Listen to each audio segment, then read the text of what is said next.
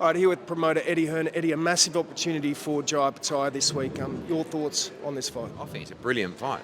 As you heard from me in the press conference, I couldn't believe it got made because I've known Nyika for a long time. Like, he's an outstanding talent, but this fight is 12 months away from probably when I thought it might happen. But he sees something, he believes something, and I think what's important for people to know is this is not like a life-changing financial opportunity for Nyika. Don't get me wrong, he's getting well paid, but he's doing this because he sees something and he believes he can win, and that makes him dangerous. And it's not just a guy that's been plucked from the rankings. Nyika's a good fighter, but he is also fighting the best cruiserweight in the world on Wednesday. About the intensity of Jai Opetaia, he's so intense, right? Yeah, I mean, you can't. I've never managed to have a normal conversation with Jai without him either looking like he wants to kill me or talking about knocking someone else out, and I think that's Jai, and that's how you have to market Jai. He's an animal. He's a serious fighter. He's got that killer mentality, and that's going to make it very difficult for Nyika on Wednesday. Spoke to Jai yesterday. He's not looking past his fight at all, but as a promoter, talk of Ramirez, talk of Usyk down the track. What are your thoughts on those fights? I think every fighter should always want to unify the division, and I think that's the only thing that's been missing from Jai's resume so far, is that he is waiting to unify the division. Ramirez against Jai is one of the best fights in the division. Brilliant fight. The WBC title's a bit up in the air at the moment. So they're the fights that are there for him. I do see a move to heavyweight, and when he fights and steps up there, it could be an Usyk. I mean, that's a massive fight, but you've got to build your credentials and your value to get a guy like Usyk in the ring. He's not just going to take a chance against someone stepping up. He wants to get paid a lot of money and know that it's a big fight. And if you can get Jai to unify the division, when we sat down with Mick and Turki Al-Sheikh, the key was to just become undisputed. Right, beat Zurdo Ramirez, capture the WBC, and then move up, and that's still the plan.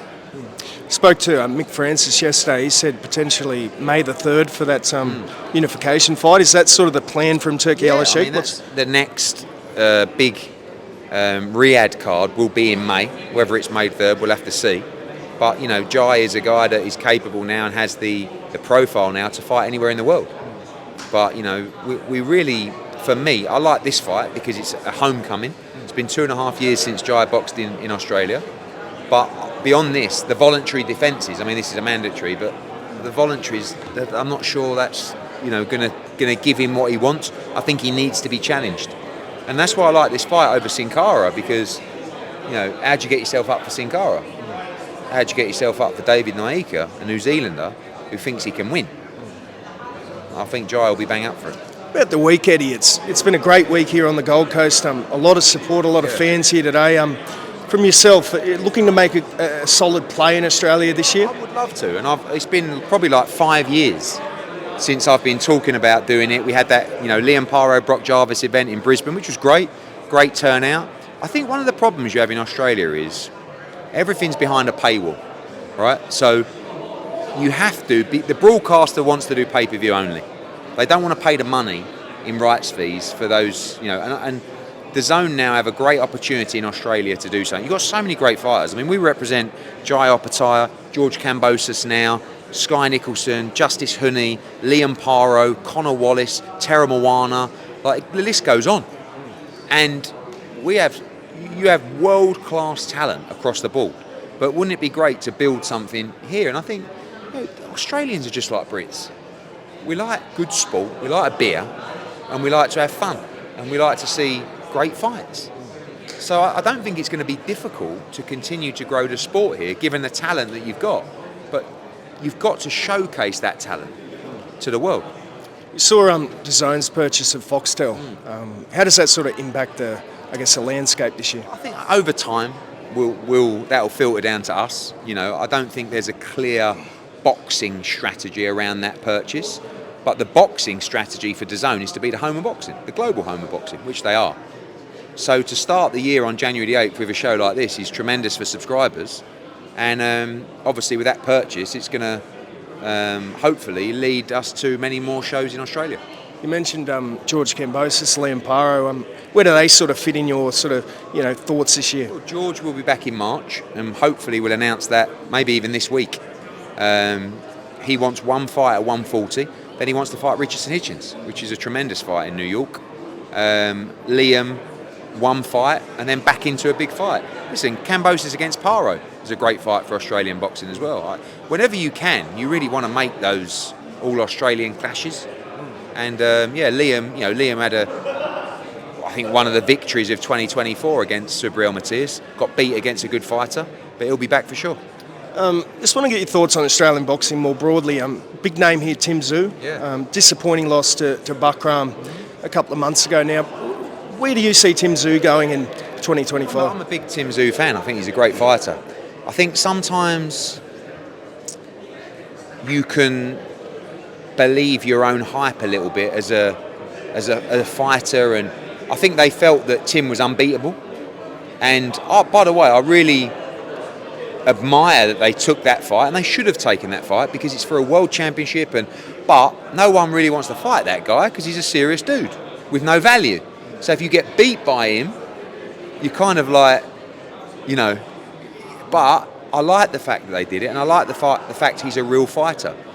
But sometimes you can just get carried away. There's a massive difference between fighting in Australia and in the Australian market and then going out on the world stage and taking on elite opposition.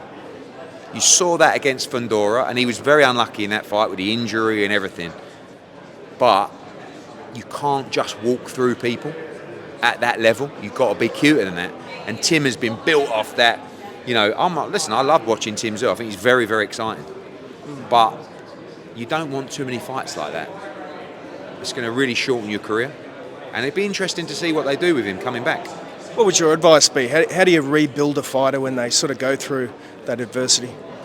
I think the unknown on Tszyu is he really elite level? He's a world-class fighter, there's no doubt about that, right? But is he really of that level? Maybe. I think the jury's out. There's no shame in that, by the way. Sometimes you step up to that level and you're not good enough. If I'm Tszyu's promoter, and look, Matt and those guys, they've done an amazing job with him. I'll probably fight him over here, and I'll get him a confidence win against a top 15 guy, and then I'll go back to America. And one thing he's must-watch TV, Tszyu.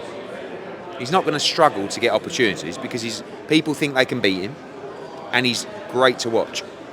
So, his brother as well, great fighter, very exciting. Two great fighters. Just last one, do you expect to sort of be working more with guys like No Limit, and I guess there's some other promoters out here as well now that DAZN's bought Foxtel? Listen, I've been around forever in boxing, but in the business for coming up to 2 decades, and I like to be a little bit of a peacemaker now. I mean, you've seen Turk El Sheikh do a good job with me and Frank Warren. But when I look at these guys all arguing amongst themselves, Mick and No Limit and Angelo, and do you know what I mean? It doesn't have to be like that. So for me, I'm doing a lot of work with Mick because we've got together Jai Opetaia, Justice Honey, Connor Wallace, Tera Moana, and Spencer Brown from Gold Star. And also, we work with Angelo on Liam Paro and other fighters. It doesn't matter to me. Do you know what I mean? I'm not looking just to align with someone and get rid of everyone else. I've spoke to No Limit about doing something together potentially, with a Sky Nicholson or someone like that, So I don't mind. Like I'm not coming over here to take over Australian boxing, but it's very likely that we're going to do 4 or 5 shows a year this year, and one might be with Mick, one might be with Lou DiBella and George Kambosos, another one might be with Mick, maybe one's with Angela. It doesn't, whatever the timing leads us to, we will do. And but I think there's massive potential in this market. Nice one. Appreciate it. Cheers, mate. Good to see you. Thank you, mate.